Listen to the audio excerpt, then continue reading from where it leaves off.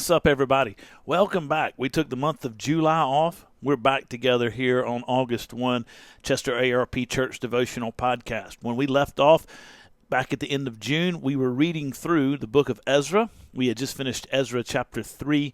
Today we pick it up at the beginning of chapter 4.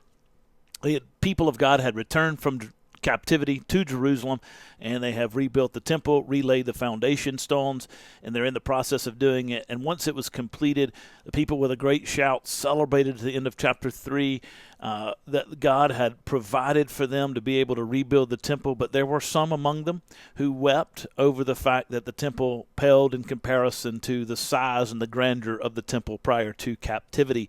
And yet God has been faithful to them, and now they are continuing in their work. And we talked a lot about that in the previous section of Ezra, so go back and pick those episodes up if you wish on Spreaker.com or YouTube. Now we get started here in verse 1 of Ezra chapter 4 as the people of God find opposition to rebuilding the temple. Now when the adversaries of Judah and Benjamin heard that the returned exiles were building a temple to the Lord, the God of Israel, they approached Zerubbabel and the heads of this father's houses, and said to them, "Let us build with you, for we worship your God as you do, and we have been sacrificing to him ever since the days of Esarhaddon, king of Assyria, who brought us here." But Zerubbabel, Jeshua, and the rest of the heads of the father's houses in Israel said to them, "You have nothing to do with us in building a house to our God, but we alone will build to the Lord, the God of Israel, as King Cyrus, the king of Persia, has commanded us." Then the people of the land discouraged the people of Judah and made them afraid to build, and bribed counselors against them to frustrate their purpose, all the days of Cyrus king of Persia, even until the reign of Darius king of Persia. In the reign of Ahasuerus, in the beginning of his reign, they wrote an accusation against the inhabitants of Judah and Jerusalem. Now, if you're familiar with the Old Testament, it should be no surprise to you that once the people of God began rebuilding the temple of God in Jerusalem, that adversaries would arise. Particularly, we're told, adversaries of Judah and Benjamin, those who are living in the land. They said when they approached the people of Judah and Benjamin as they're rebuilding the temple, these adversaries approached and said, "We want to build with you this temple to your God, because we have been sacrificing to him ever since we were brought in here by the king of Assyria." Now, to understand what's going on, you have to understand that the Assyrians had a process for dealing with their enemies. They would take their enemies captive, and then they would move them out of their homeland. So the Assyrians would come in and capture a part of the area and a part of the world, and then they would take all the inhabitants of that land, and they would move them out of that land, and they would move them into other parts of the Assyrian Empire. They would pick them up and move them elsewhere. And then they would move new people into the land, into the vacancies of the land where they had moved their original enemies from. Now, the purpose of doing this was simply to divide and conquer, and to keep them from being in their homelands, to keep them with their sense of affinity to place, affinity to worship, affinity to relationships built within the context of that community. So they wanted to strip them from those communities, strip them from that worship, strip them from their identity, and place them somewhere else to force them to have the identity of Assyria, and in hopes to limit the potential for uprising against the Assyrian Empire. So the Assyrians had moved people out of the place of Jerusalem, and they moved new people in. And so these opponents of building the temple, these people are people living in the land of Judah. They are inhabitants of the land of Judah. They are inhabitants of the Jerusalem area, and they are now being confronted with the returning Israelites, or returning exiles from Babylon to Jerusalem, and now their home lives, what they have embarked upon making their home right in that area, is now being threatened.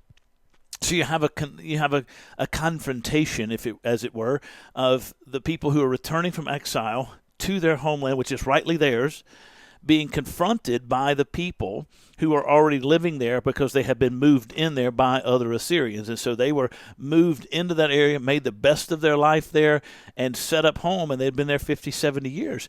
And so as a result of that, right, you have this confrontation between these two groups of people. And we can certainly understand that dynamic. The Israelites are returning home. The Judeans are returning home, and they're saying, hey, listen, this is rightly our place. We're building a temple to our God who brought us back here. He gave us this land, and the people that are dwelling there said, no, this is our land. We've been living here. We've made it ours. You're going to have to take it from us. Now, we've seen that play out throughout generations, haven't we? We see it playing out right now in 2025 in the same part of the world. People dwelling there, having to confront the reality of those that God has given the land to. And so it's just a constant struggle and conflict, but certainly we can understand it. So these adversaries come and say, hey, listen, let us help build the temple. We want to join in. And Zerubbabel, Joshua the high priest, and others say, no, you can't participate in doing this, because God had specifically given them the responsibility to build the temple, but he also had called them to be a pure people. They weren't to intermarry.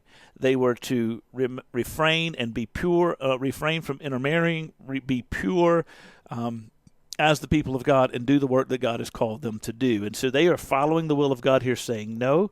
As a result of that, they find themselves being chastised by the people who are living in the land.